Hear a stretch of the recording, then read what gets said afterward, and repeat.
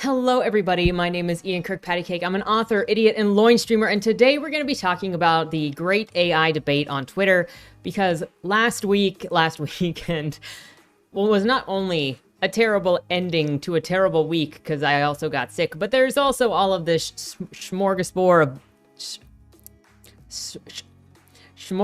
of BS going on with the AI stuff. So I wanted to clear a few things up, and I wanted to actually try to have a discussion about this because, as we all know, having any sort of legitimate discussion on Twitter is kind of a fool's errand because very few people on there are actually trying to be genuine.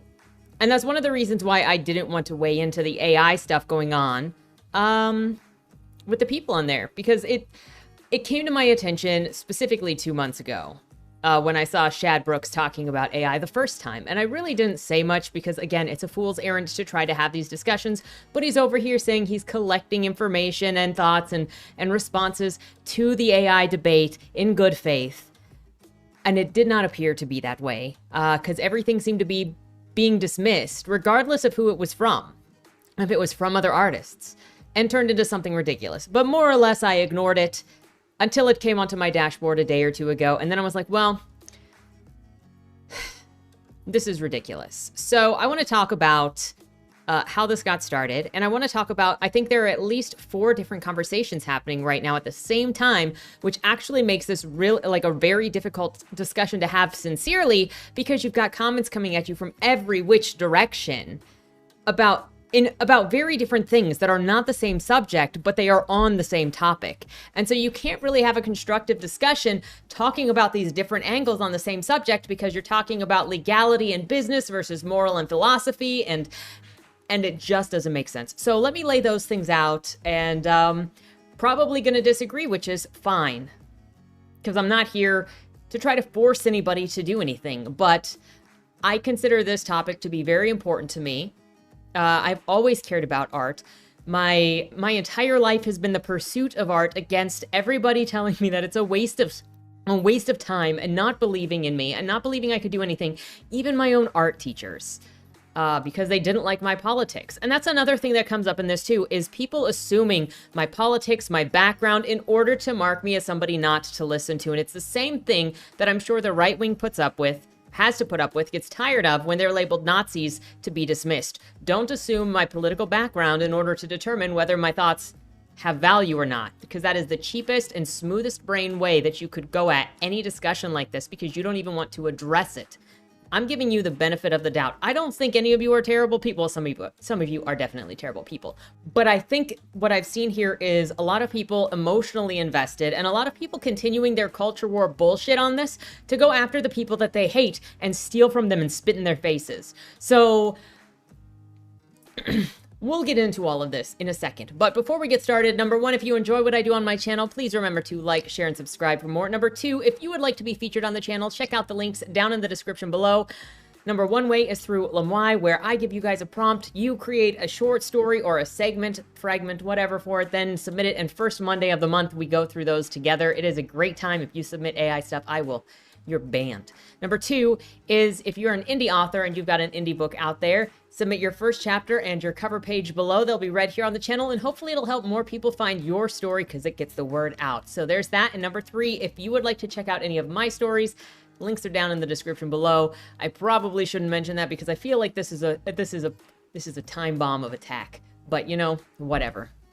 So with that said, let's get to the thing that more started this, because I made a dumb meme out of frustration. Because let's say I've said a couple of other things on this situation to say, hey, slow down. How about we talk about these different things? There are more conversations going on. But every time you say something reasonable, it gets ignored. Still, I've said a couple of reasonable things in response to the people I've gotten responses from to 0 feedback, including sampling in the music industry and how that's turned out. Because somebody said that sampling wasn't illegal. Technically, you have to get the copyright holder's permission to do a sample. That's been proven already.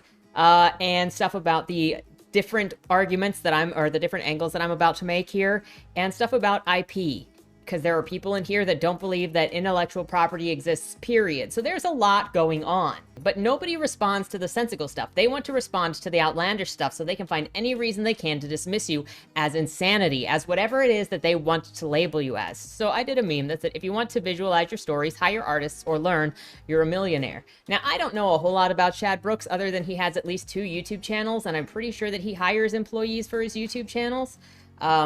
I don't know the extent to all of that. And then somebody in the comments said that he owns land. So he's doing very well off. If he's not a millionaire, I'm not opposed to saying I was wrong because I don't know stuff about you.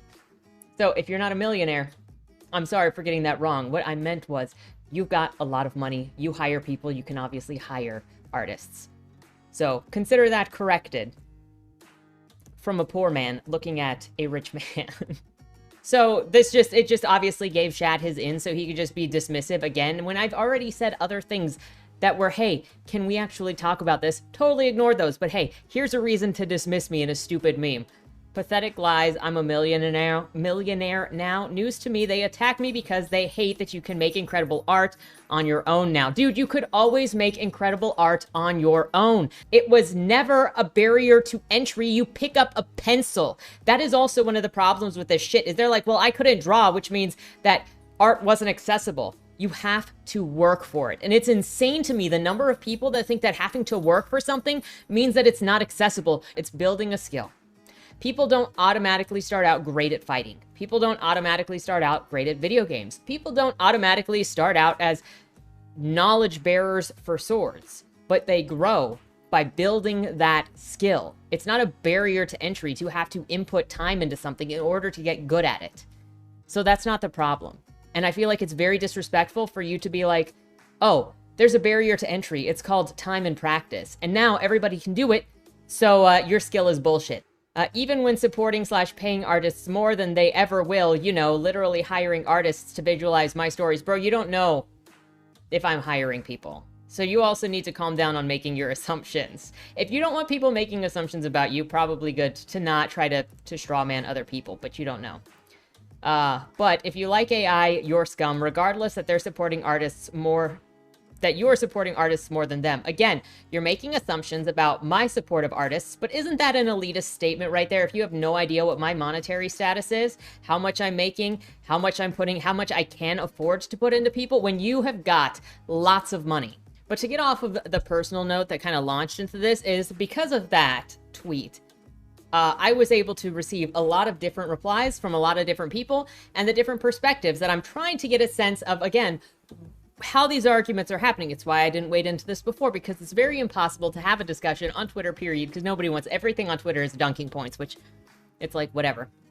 But I noticed kind of 4 main arguments that were being made at the same time, and it's impossible, if not unmanageable to deal with this all at the same time, because you're dealing with people, like, you're receiving all of this information, and I give Shad the benefit too that he's receiving feedback from all sorts of corners that are all sorts of different people with all sorts of different perspectives and experiences, and they're all saying different things in the same way that I'm receiving different people saying different things. So you can't really carry the opinion of one person over onto the other, but then you, as the person who's receiving all of the feedback, you're kind of going to automatically interject. They're all on the same side because they're all against this thing that you're for.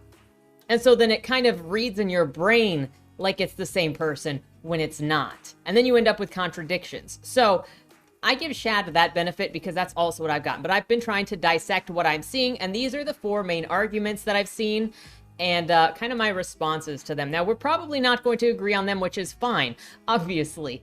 But I still wanted to share what I've seen, and I would love to get your opinion on these 4 things. The first argument angle that I've seen is the financial or business argument. That is that the AI generation makes stuff cheaper to produce, makes it so you can produce it faster, and makes it so you can produce it with less skill involved. Content production is currently on demand. It's like the faster you can produce it and get it out there, the better. We see this with the rapid releasing of Marvel movies, the rapid releasing of pretty much anything on Netflix, the rapid releasing of novels. It's in every creative industry. It's just the constant flow of content. And the same is on YouTube, where some content creators do daily or bi-daily, or just try to keep that content flowing, because that's where you maximize the profit, by maximizing the output. The problem with this is when you give it into corporations, or the idea of just maximizing profit, is you're selling out moral and meaning for nonstop profit. There's nothing special in overconsumption. You also see this a lot in BookTube, where it's constantly consuming books, but not to the benefit of like absorbing the books. It's just for creating content. And that includes making hauls and unhauls for books that you haven't read yet, because you just got to make the content. There's been this issue too with BookTube that I've heard of people being burnt out by BookTube because they feel like they have to constantly be reading, and it's not fun anymore because they have to make the content, and they don't want to make the content. So it's this overconsumption and content creation, and just eat the next thing consumer eat. What's even more dubious about this is the argument being made is to steal art from smaller creators or historical creators, such as what Corridor did, stealing from an anime and not crediting the anime or the artist that they stole from. On the Corridor's image number 1, it doesn't mention where they stole the content from when they're talking about it here online. But then going down here into the comments, I did see this by Spiral Curse DeMarco, because, you know, you've got people saying who specifically did they steal from? Because that's obviously a question everybody asks, as well. Who and how did people steal? I saw that when I was talking about Shad, and if you go into Shad's searches, he's got artists' names. Those are who he's stolen from. Specifically the work, in this case, of Yoshiaki Kawajiri and his animation team, who created Vampire Hunter D Bloodlust, which mentioned specifically in this video as free online. It's not. This AI was trained on their work without payment or consent of the artists, that's who. So then obviously we've got, I've recognized this guy. He commented to me too. By that logic, fan art should be considered as stolen art. Again, people like to bring up fan art. No, it's not the same thing. Fan art is not monetized. What if someone pays for someone to draw it, like a commission? Then it is not distributed and monetized. All of your mental gymnastics don't make training an AI on an artist's work without their consent to produce paid work that copied that artist's not theft. It's theft, period. Correct. Training or hiring somebody to do a commission for your private work is not theft. Again, what I've said before is, if this was all just stuff being kept personal, if you were just doing filters and just making images for yourself, this wouldn't be as big of an issue as it is. But people are monetizing the theft from other people's works. That is the bottom line.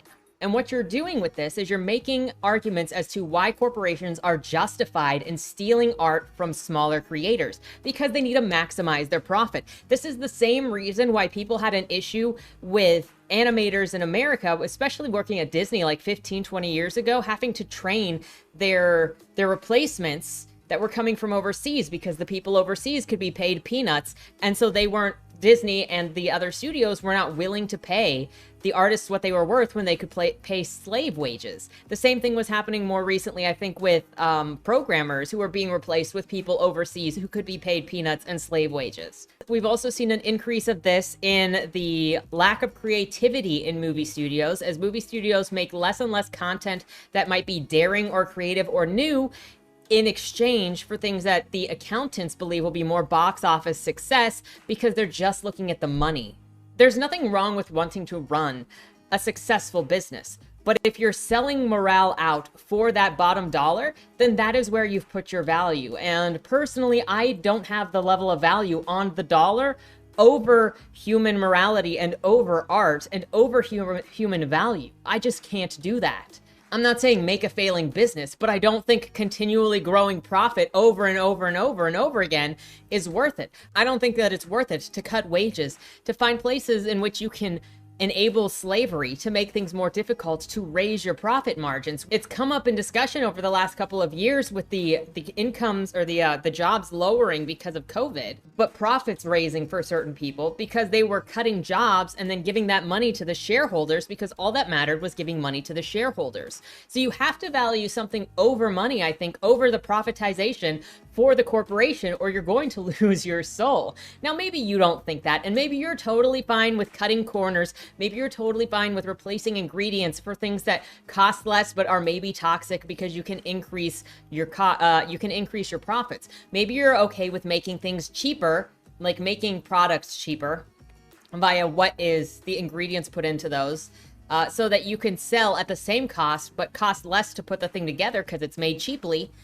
and that'll also increase your profit. Maybe you're okay with hiring people in other countries that will work for less because you want to increase your profits, and that is another way to do it. If that is what you value, then that is what you value. And I'm not going to be able to change your mind with a stupid video saying, I don't think that money is the top value that we should all go by. That is maximum capitalism. That is maximum corporatism. And I don't think that's the road that any of us really want to go down if we've got a heart. Now, maybe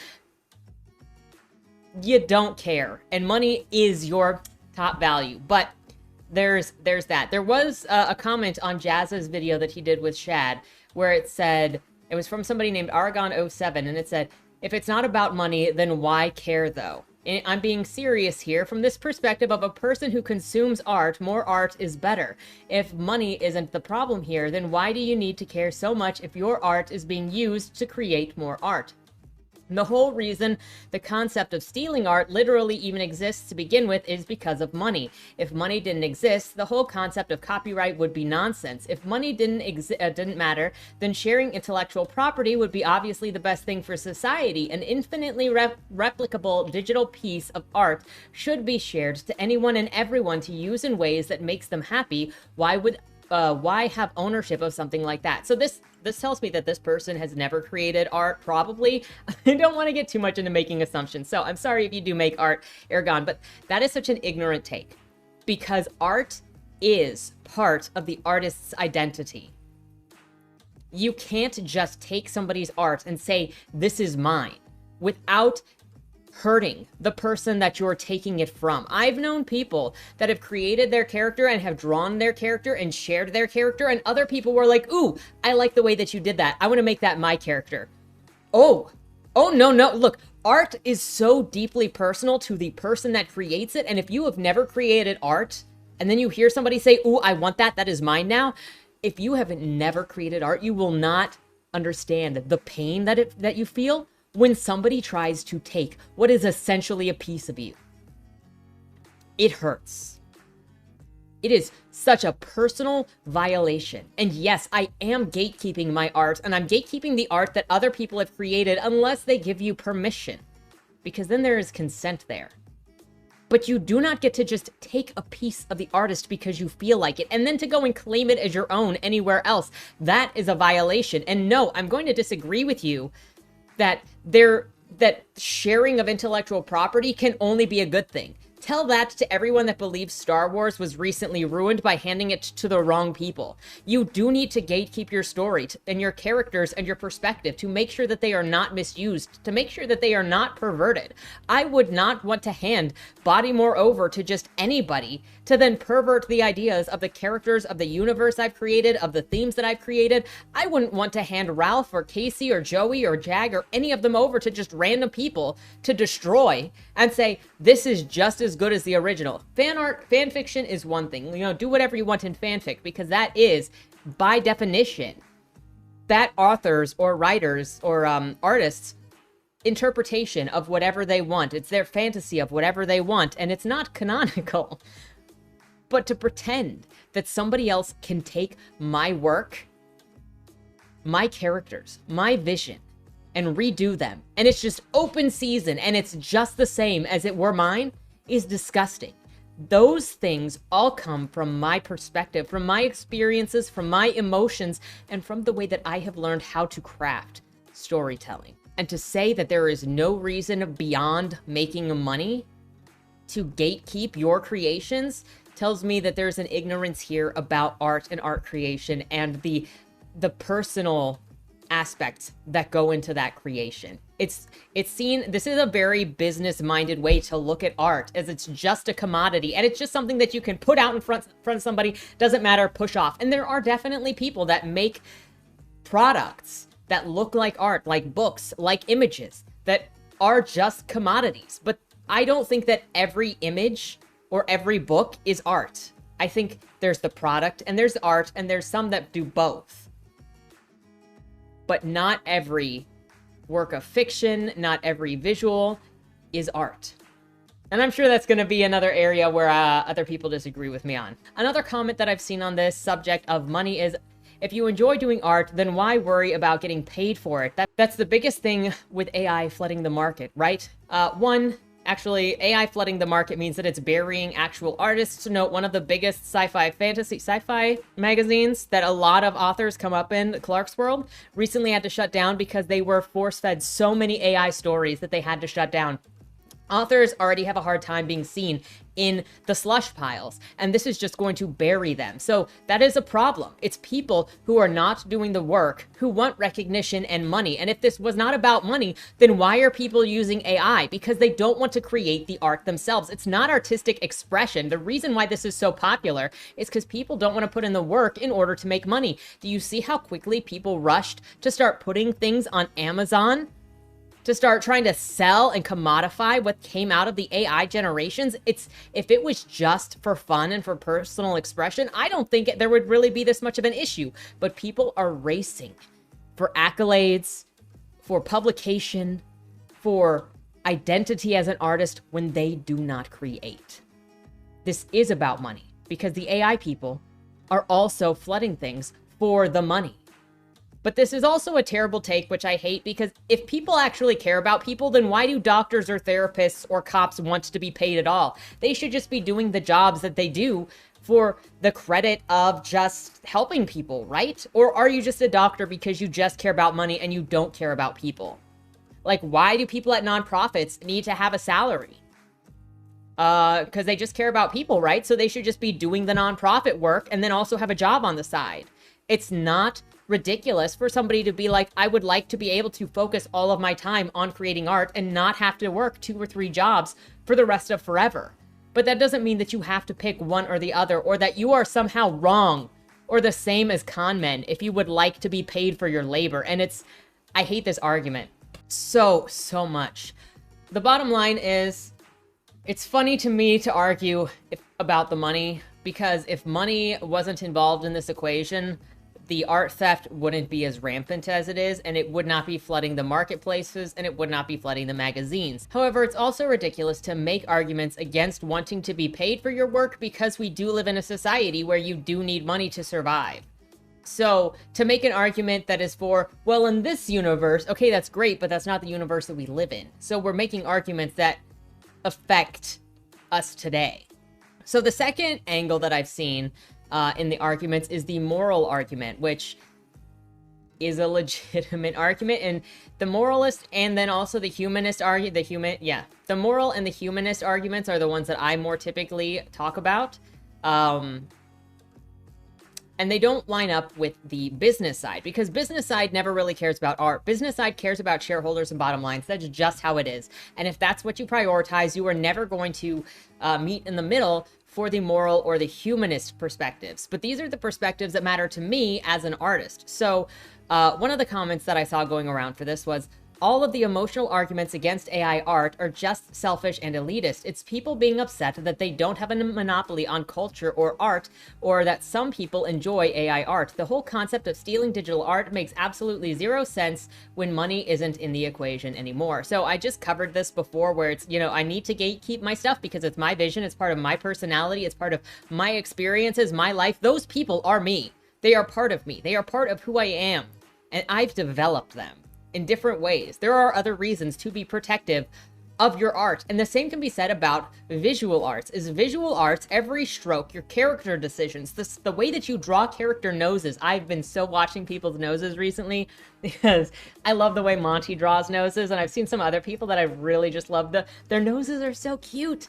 But the way that you design characters, the way that you then draw the characters, are heavily influenced by the artists that you've consumed, the artists that you admire, and then the way that you have practiced doing art. It is hours and hours and hours of muscle memory training and learning how to do something that you can't even completely replicate, because you're going to have your own experiences in your hands and in your muscles that create those different things on the page. You can never completely replicate somebody else's art. You're always going to have the influence of other things and of yourself, and that's part of building your own style, which I always look at as a blessing and a curse, because I look at other people's art and I'm like, bruh, I love that so much. I wish I could draw like that. And realistically, I know that even if I practiced and studied the way that they draw, I will never be able to draw like that other person because that is their style. I can learn from the way that they do things, but I will always bring my own perspectives and the way that I've learned to draw. And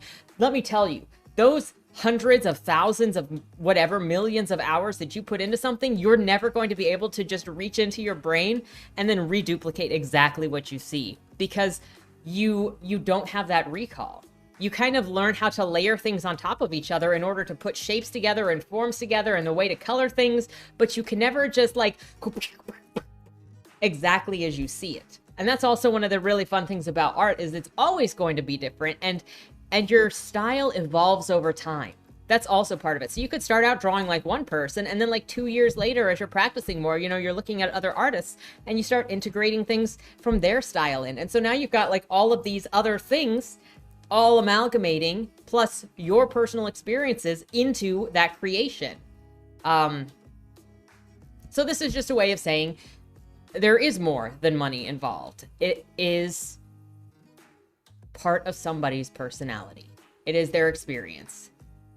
And more than that, when you're stealing somebody's art, like the guys at Corridor did, you're profiting off, or the guys that, or the people that were going after Sam. When Sam, I did a video on this forever ago.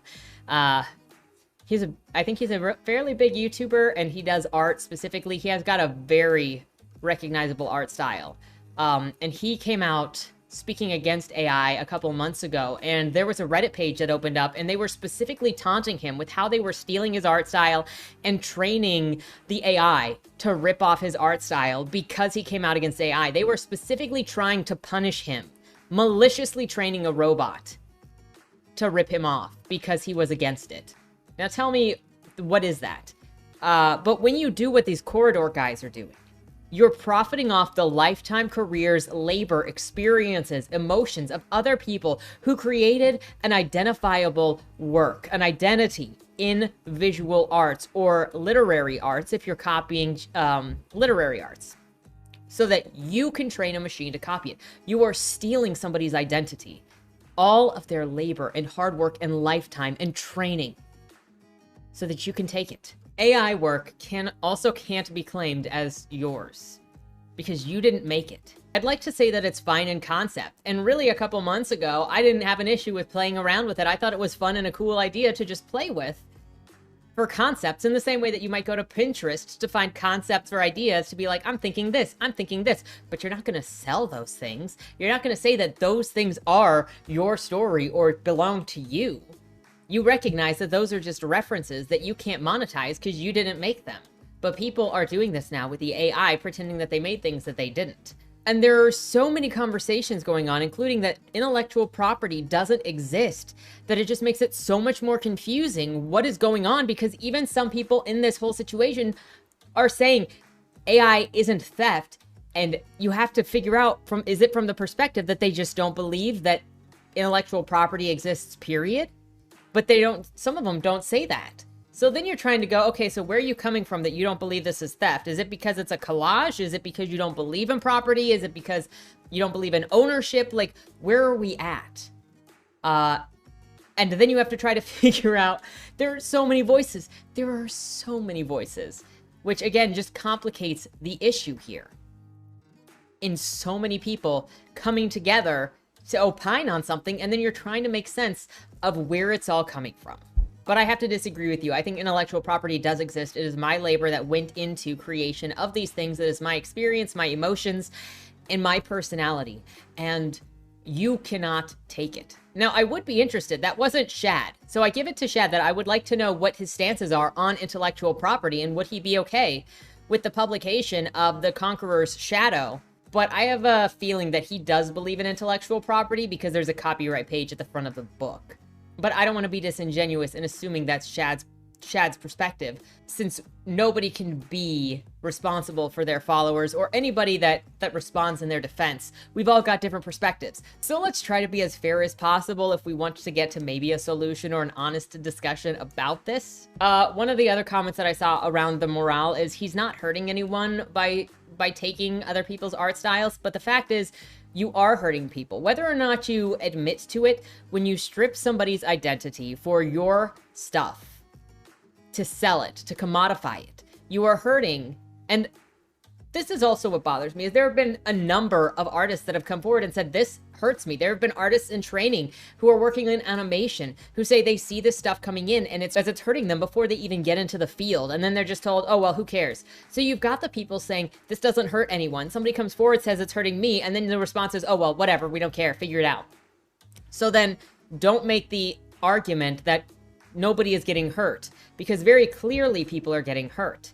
It's the people who are not only being stolen from, but the people who are going to be locked out of the market, the corporations that you are helping to destroy art for your bottom dollar.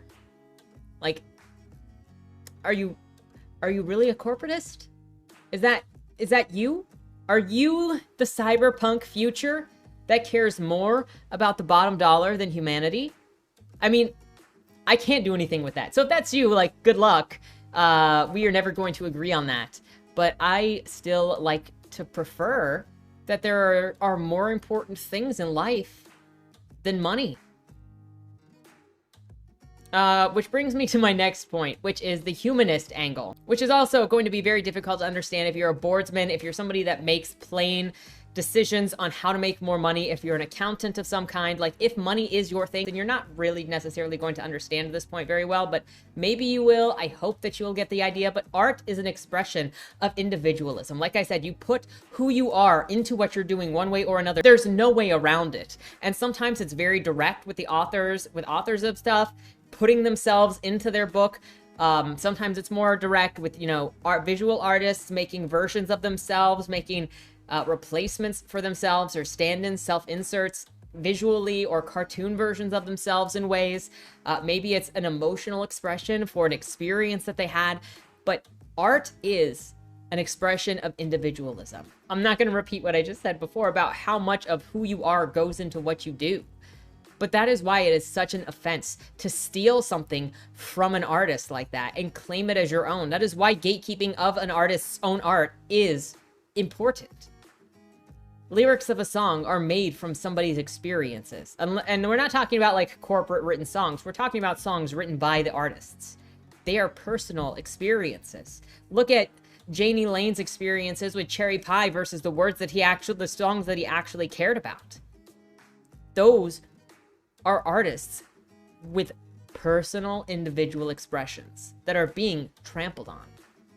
Every line, every stroke, every choice that we make, every word that is put into a book is a part of someone's personality, experience, character.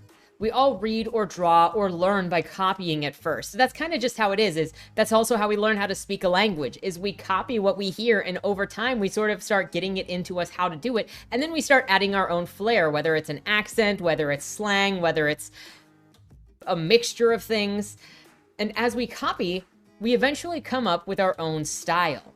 You can see the influences someone has usually, and their references, and there'll be references to them. But imitating is only one part of the learning process. You internalize it, and you get to the point where you develop your own style by learning the techniques that you need to build the things that you build.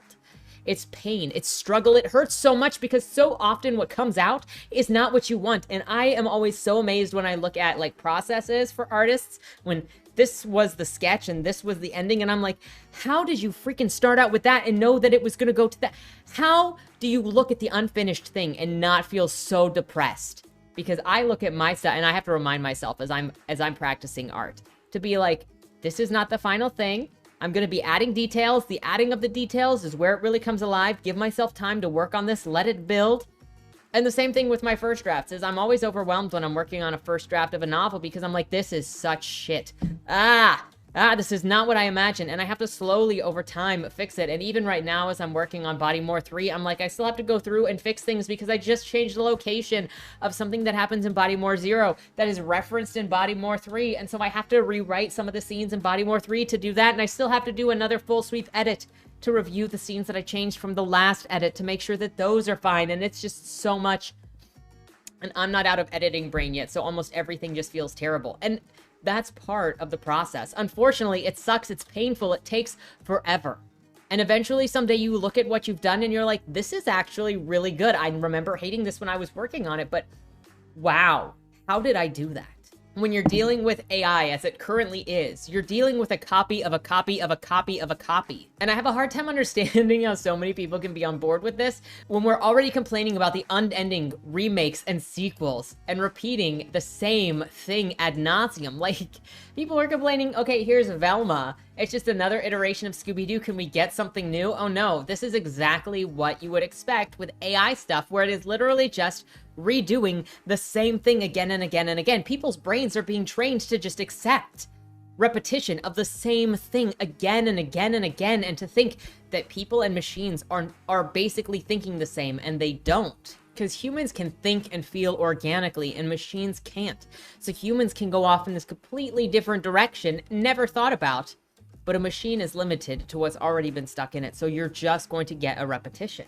Additionally, and this might be something that you only experience, again, if you've worked on something creative or if you've been creatively obsessed, but I know what it's like to need to get something out of my head. Because I've heard a couple of authors mention, hey, what if I created an AI that could just take what I said and then it was trained off of my writing to create something? I mean, yes, but then why would you want to skip the creative process? Do you just hate being creative? Personally, I know that the creative process kind of sucks sometimes, but I couldn't skip the creative process because that's what it is to be creative. That's what it is to get the story out of my head. If I told someone the thing and then the computer did it for me, it wouldn't expel the idea from my head. I have to write it out. I have to explore it, and I can feel it when the idea is out and it's done. I felt it when I finished a Dead End Drive that it was like time to move on. I felt it when I finished Boom and it was time to move on, until it was like, oh, here's Boom 2. Now you've got that idea sitting in your head. I felt it when I finished Bodymore 1 and I knew that Joey's story wasn't over, and now I'm on 0, and then there's still more for Rolf with the Numina series. So, like, I know what it feels like when I get to the end of a draft and I know that this book is done and my brain feels done. And that wouldn't come for me if I just said, here's my kind of idea, because I don't really know that much about it. Now, maybe that would work for you if you're the kind of person that does a very, very, very detailed draft where you figured everything out and you basically, you know, your outline is 160,000 words and your finished draft is like 200,000 words or something. So it's like pretty much already written out and you're just filling in some blanks. Or if you're a ghostwriter, a person that hires a ghostwriter, so you just give somebody an idea and they write it for you. But then again, you're skipping the creative process. So that's a different thing. But I can't imagine capturing the creativity, because I discover the story as I write it. I discover the directions it's going to go in as I write it. I discover the characters as I write them, and that's what I have to do revision for. So I don't understand this. What I've also kind of noticed from the AI defenders is this lack of emotional understanding toward creative work. I kind of outlined it mentioning before with how creativity and creative output are part of the person. And it's just, I feel like I've seen a lot of, it's just a picture, bro. It's just a story, bro. So why does it really matter if somebody else just takes it and does something with it? You see it as nothing other than a commodity to sell. For me, that is so despicable. That is such a gross way to look at somebody's art, at somebody's life, at somebody's imagination that they were able to take out of their head and put in some way for you to be able to see it too. The vision of how they see the world, of how they see a character, of their experiences and being repackaged into that thing.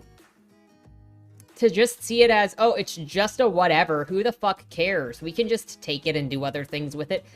There is human value there. And it's so dubious to see it as nothing more than, well, can I sell it? No? Okay, then trash. There is more to life than money. But that perspective also goes back to the person's arguing for the business and financial side over the humanist side, which is the art side, and the moral side. The final angle that I've seen coming in is the legal angle. And that is, well, it hasn't technically been written specifically as illegal yet, so we can do it as long as it's not illegal. Bro, this is the reason why they had to make laws about not allowing you to fuck your dog. Because people were like, look, the law doesn't say that you can't fuck your dog, so I think generally there are certain speculations that people thought that you had enough wherewithal, had enough consciousness to not try something to the point that it had to be put on the books. But, you know, I wouldn't want to be the guy known for the reason why don't fuck your dog is a law. But some of the legal things that have come up, one of them was sampling, and saying that sampling isn't illegal. I would just like you to reference all of the legal cases regarding music sampling that have happened over the last like 70, 80 years. Specifically, technically with sampling, you are supposed to get the copyright holders permission in order to use their music for sampling. Another thing is look at all of the TOSs on the websites for the AI. As far as I'm aware, most of them reference once you upload an image to this, you are handing them over non-exclusive, forever ability to use and monetize and sell that image. And typically, in order to do that, you have to have ownership of the image to begin with. So a lot of people are handing over the ownerships of images that do not belong to them, violating copyright law in order to train the AI. And then the other one that often comes up with legal is the mention of fan art. Number one, if you think fan art and AI creations are the same thing, again, we're just not going to agree, because this feels like low-hanging, disingenuous fruit, because we're taking out, again, the human element.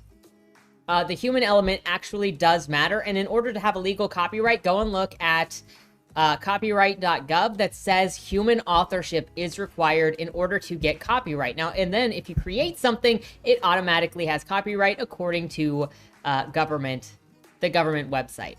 So there is that. Typically, if you're going to sell something with somebody else's characters on it, you have to get permission to do so. However, just creating fan art and not profitizing off of it is not actually a violation of copyright. I commissioned an artist for a couple things from Bodymore. I didn't buy the commercial license, which means I can't sell anything with those images on them, but I do have permission to share those images. The same thing is done with fan art because you're not making money off of it. However, there are some cases, like if you go to cons, anime conventions, you will often see things, or if you go to like Etsy, you will often see things that have those other people's characters on them that technically does violate copyright. And at any point in time, the copyright owners of those things could shut down those booths or those conventions if they weren't strict enough with the copyright, or if the copyright holders figured that this was violating or stepping on their business. Now, most of the time, the copyright owners for the animes don't do this, but, you know, try to sell something with Disney on it, and they are fairly quick to get on to you. It just depends on how open to merchandise copyright holders are. But there is a difference between selling something and not selling something. If we go back to the legalization of it, one, if these things weren't being done maliciously, like maliciously training robots, nobody would care as much. But there's also this rush to commodify and sell these things, which is where a lot of this legal issue comes in. If people were just doing this for fun, I don't think there would be this much of an issue. Even like 8 months ago, when people were just making mostly stupid things, nobody cares. It's the race to monetize it, to monetize other people's labors. That is really causing the problem. Now, 4 other things that I've seen with AI, specifically in writing, that I would be concerned about or be thinking about. Number 1 is the flooding of the market, burying human-made things with machine-made things and making it harder to find. You've also got situations where people are hiring cover artists and then they're getting AI, and that becomes a liability issue in the future when more stuff comes to the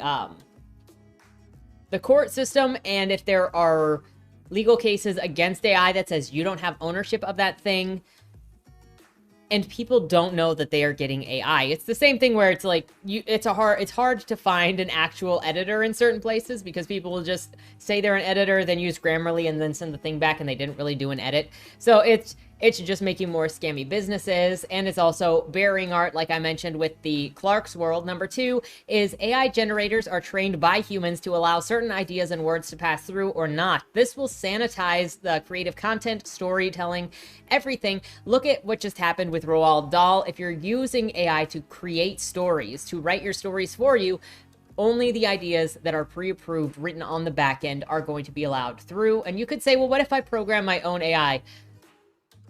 Why would you spend your time programming an AI instead of just writing the story?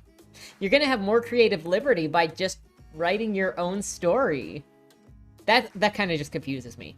A third thing is, when a system is in place to catch AI content, it will probably be rough at first to catch which is AI and which was the original, because these AIs are trained by scraping content that's out there. So I think that when there is a system out there to capture AI automatically, it's also going to end up flagging the real people that were also scammed from. And in the case that this is like stuff on the Kindle store, then I think it's going to result in actual books being taken down by real people, and that being a whole thing. Then the fourth thing is, and the AI bros are totally going to hate me for this, but it's a very humanist viewpoint, but I don't believe that machines can ever have the same creative capacity as humans. They can't feel organically, they can't think organically. And as a creative human, I know what the creative process looks like.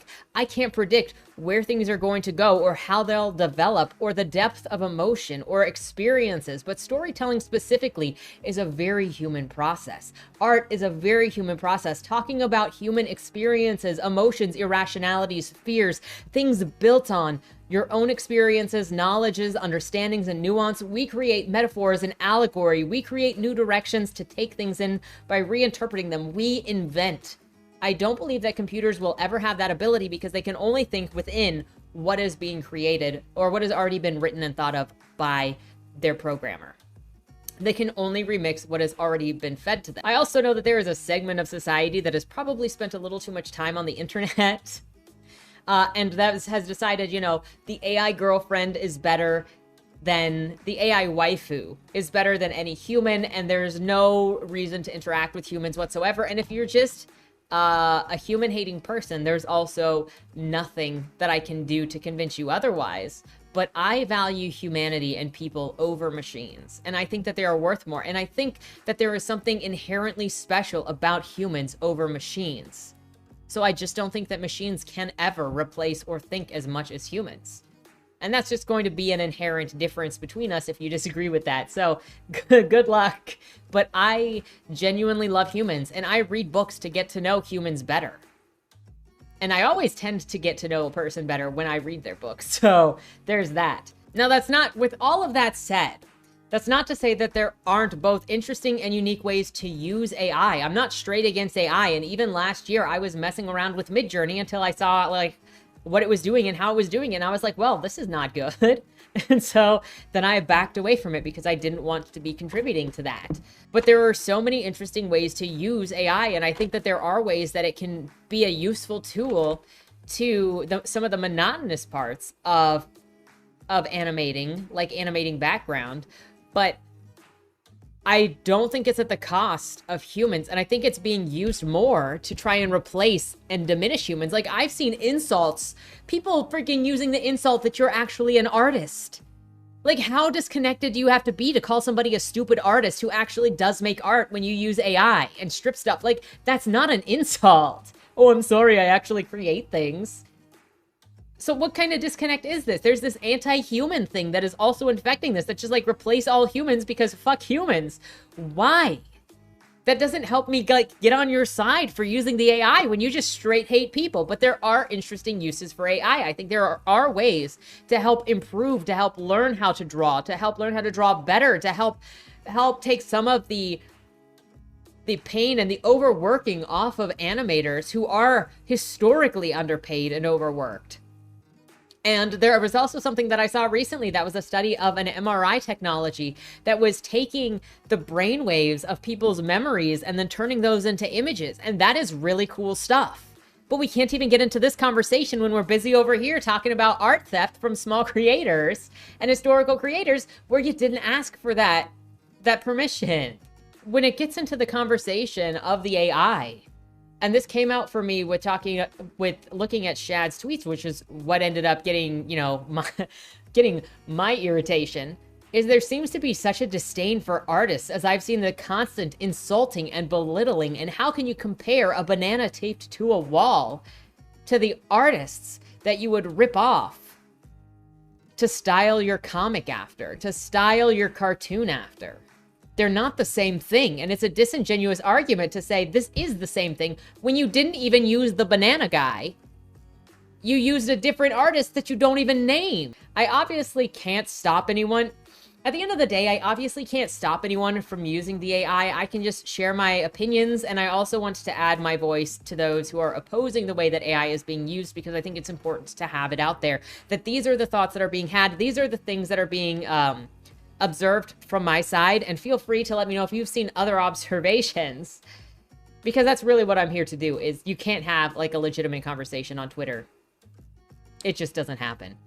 Everybody is always just trying to get dunk points, and nobody believes anybody else. Like I've seen people take so many bad takes and like switch to so many different insults that it's just, there's no, I think it's really easy to forget that there's a human on the other side of that computer. And then also, you know, if you're an anti-humanist, if you're all technology and you're like, you got the AI girlfriend because fuck real life, like, okay, there's probably nothing that we can do.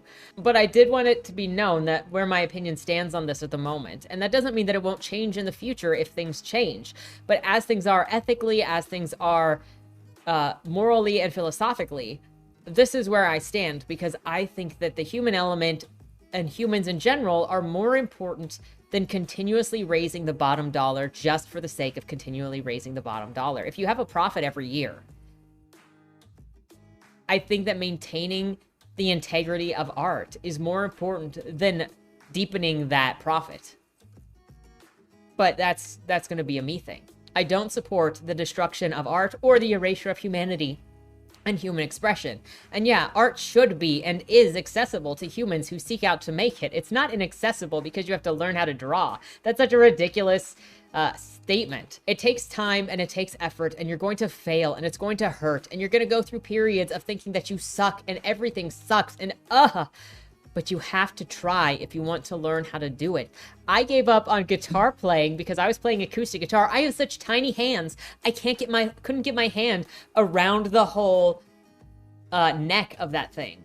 And then all of the time that goes into learning guitar, I was like, this is not where my passion is at. Eventually, obviously, my passion went into writing, and that's where I've spent most of my time, and then also with some drawing. Yeah, machines can spit you out something that looks better than what you can do right off the bat, but that's not your effort that's going into it.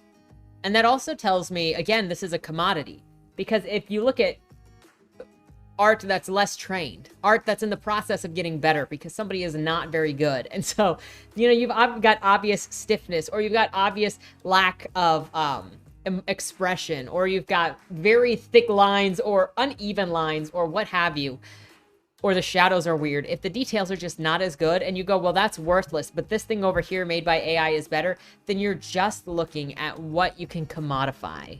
And that is going to change the way that you approach really anything. As Miyazaki said, AI is an insult to art itself. Those are my thoughts. With that said, thank you so much for watching. Have a great weekend and don't die. Hello, boomers! My name is Yanananana. How are you feeling today? In case you didn't know, I'm a YouTuber from Nide, a small town in eastern Ukraine. My family has never really understood what I do in the woods, but all I've ever wanted is to make a better life for us all. Papa always comes home from the mines dirty, angry, and tired. It's a necessary evil to do your job and be in a place that you don't want to be. But I've never wanted to spend my life doing exactly what was necessary of me. Everything changed for me when a couple of Americans appeared at my door. They said they wanted to sponsor my channel and handed me military-grade explosives.